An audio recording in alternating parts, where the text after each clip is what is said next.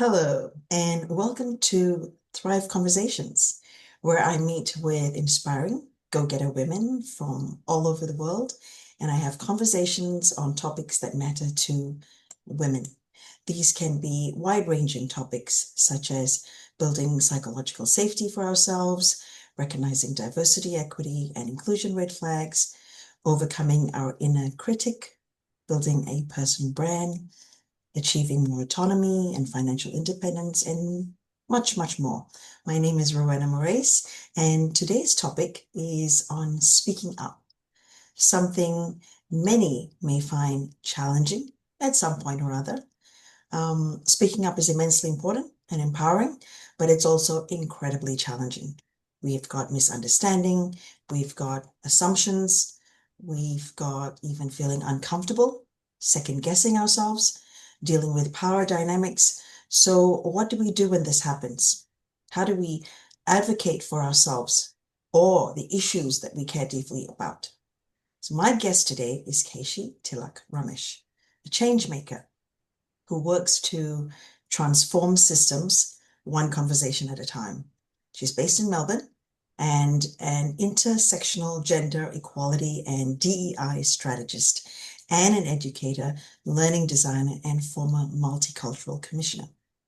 We're going to talk about a couple of things: why speaking up matters, what that process of discovering your voice looks like, a couple of practical steps that you can take to stand strong in your approach and your views, and maybe even a couple of strategies for addressing anxiety and overthinking. So, welcome, Keishi.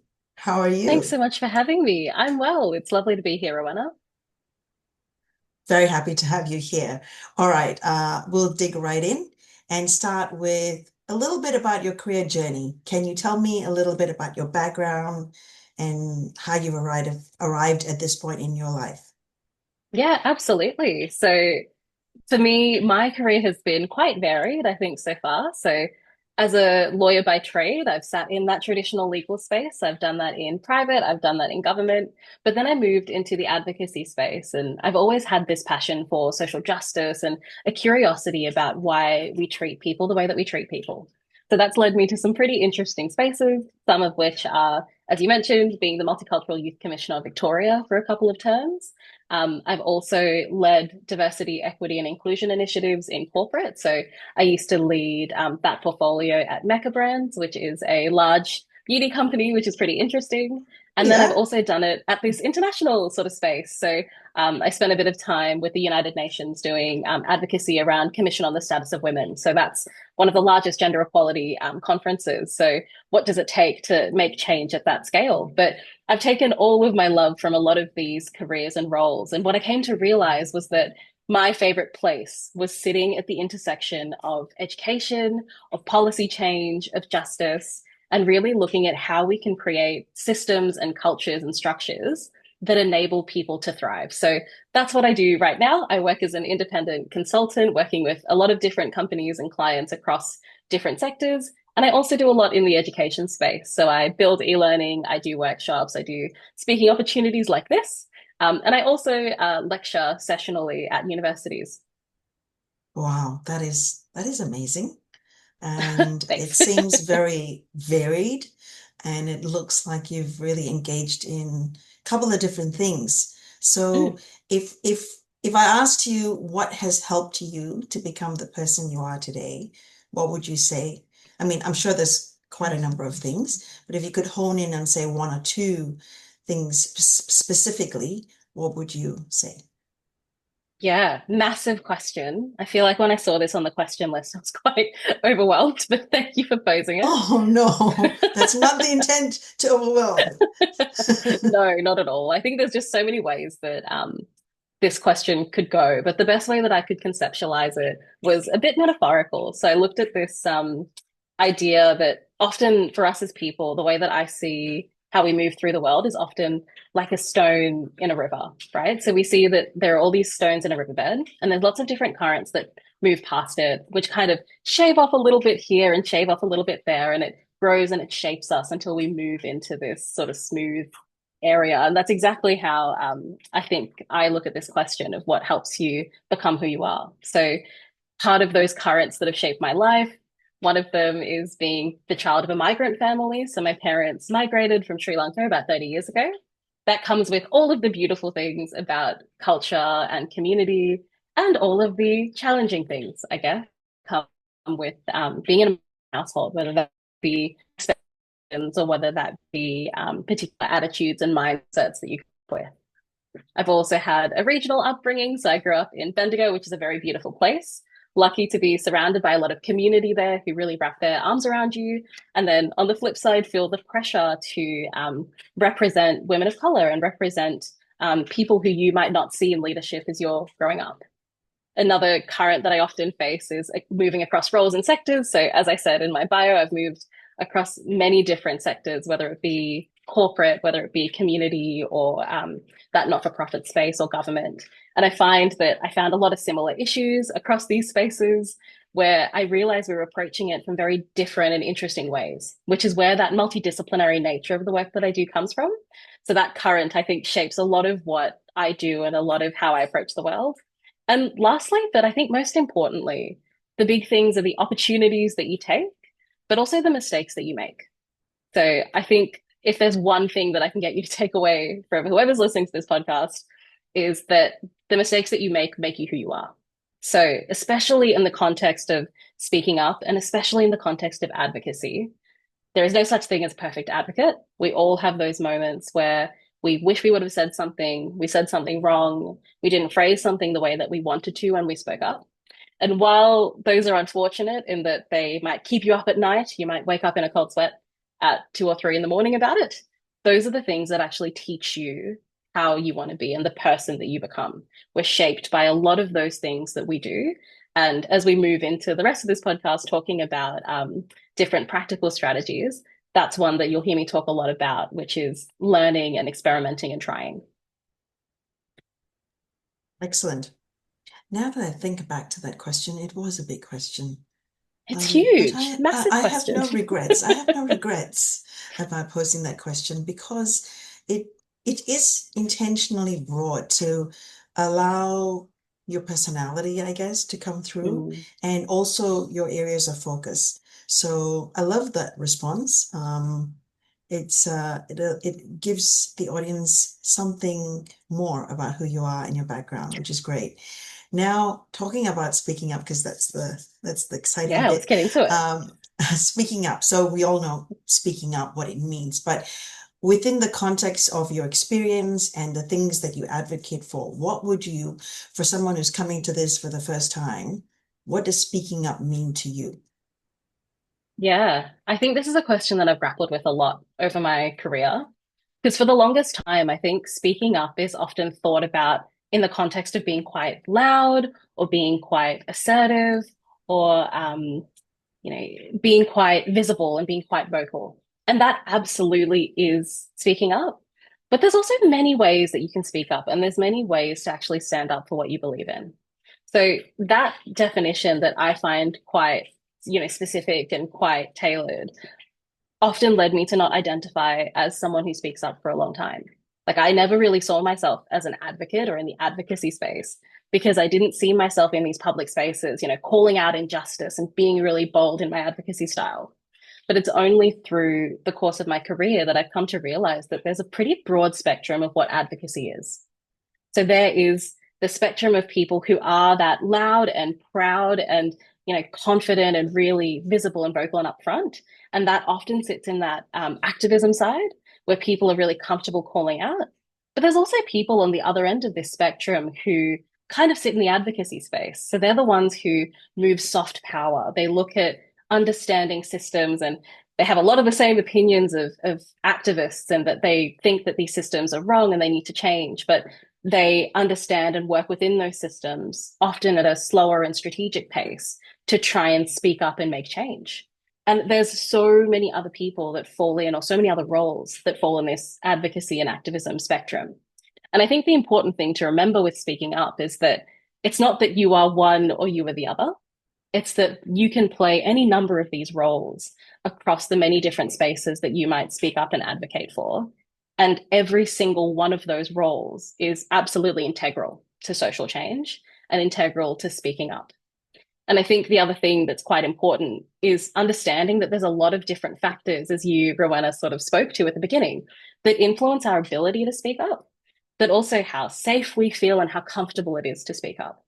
So that can look like things like power dynamics. So, things as literal as someone who is junior and someone who is senior in an organization. But power dynamics can also look like different ages, can look like different genders. It can look at tenure. So I've done a lot of work with hospitality industry, for example, where I talk about the really tenured chef who's been there for a really long time and what they say goes. And they might not be in that seniority level, but the fact that they've been there for a long time means that they have power. And it can also go into likability, and who is liked within an organization can also be power and power dynamics. You can also have things like cultural background. So in some cultures, it's very normalized to speak up. And in others, the status quo is much more sort of keep your head down and don't disrupt and don't disturb the social order. Then you have how we're raised. So looking at, our parents and our upbringing and what that means for us and how that influences how we show up in the world, our social positioning. So from that intersectional perspective, like how are we seen and how are we recognized in proximity to other people?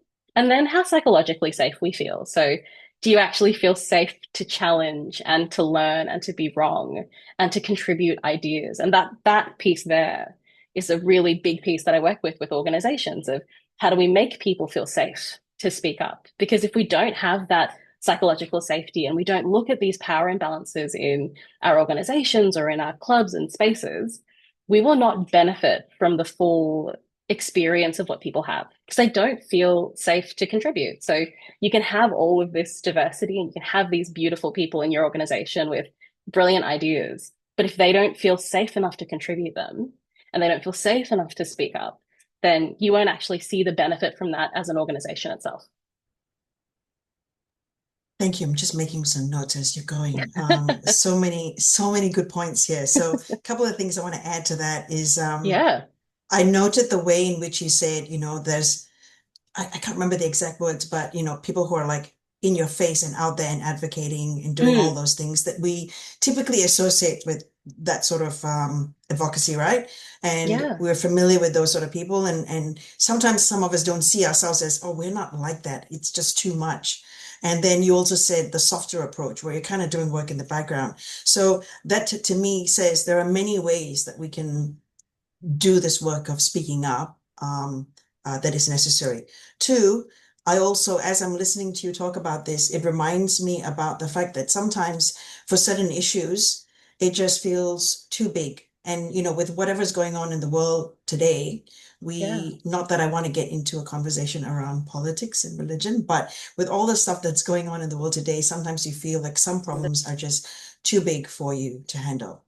And Yeah. when that happens, you just feel a bit impotent and you feel like, is the stuff that I'm working on making a difference? Does it even matter in light of all of this? And that's when I come back to, and what helps me keep moving forward is just thinking about not having to change the world. Like the things that we work on and the things that we speak about, they don't have to have this global impact.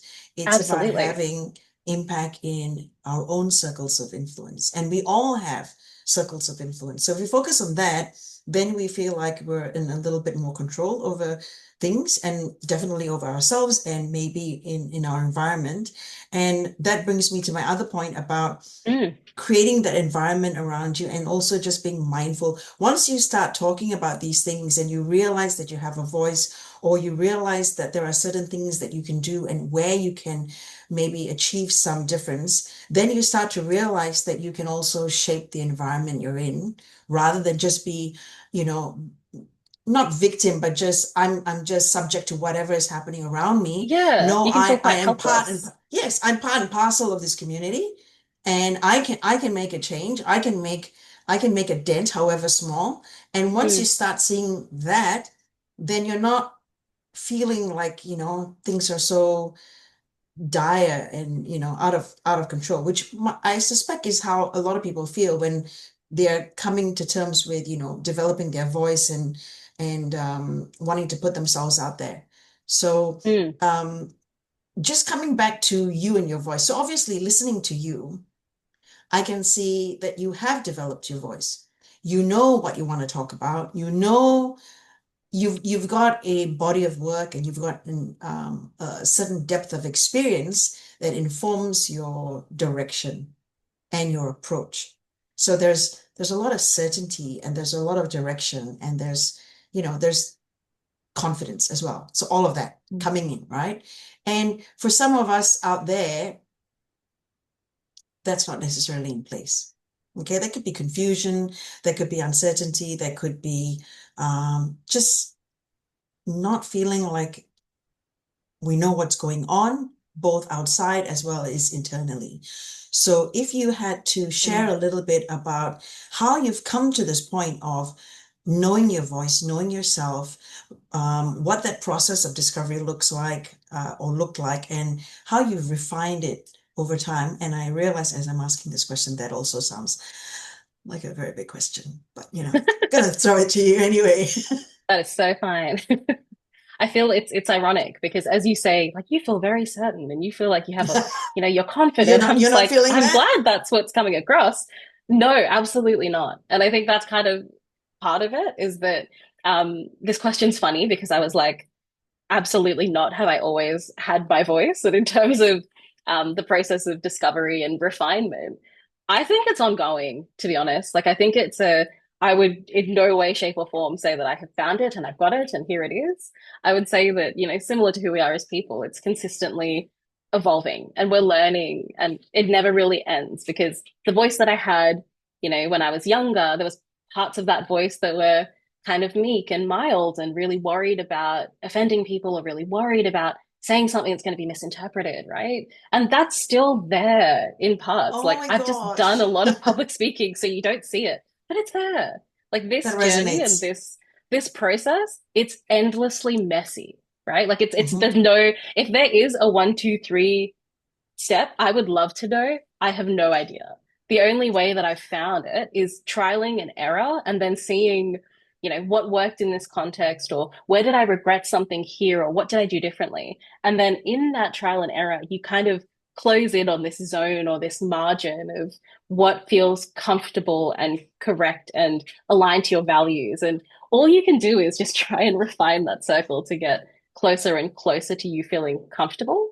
But there's always going to be this question of, did I say this right? Is there something I don't Hmm. know? Do I know enough about this topic? That I think this conversation's a good example of all of those internal fears and that internal saboteurs that you have are just that. They are internal. Yeah. And sometimes when you present, like you'll have other people who are like, wow, they were so confident and I wonder Yeah. how they got that way. But Mm. most people are feeling this And nerves. And I think the other yeah. thing to keep in mind is that, my dad says this to me a lot, where whenever I used to get nervous when I was younger at public speaking or whatever it might be, he would say that nerves are a good thing because it means you care about it. If you Yep. don't have any nerves and if you're not nervous, you probably don't care enough. So I think that's the other Mm. thing. If there are people who are concerned about their voice or feeling shaky or not quite sure, try and reframe that in your mind as I really care about this issue and this is something that deeply resonates with me. Now, what do I need to feel that I can speak up?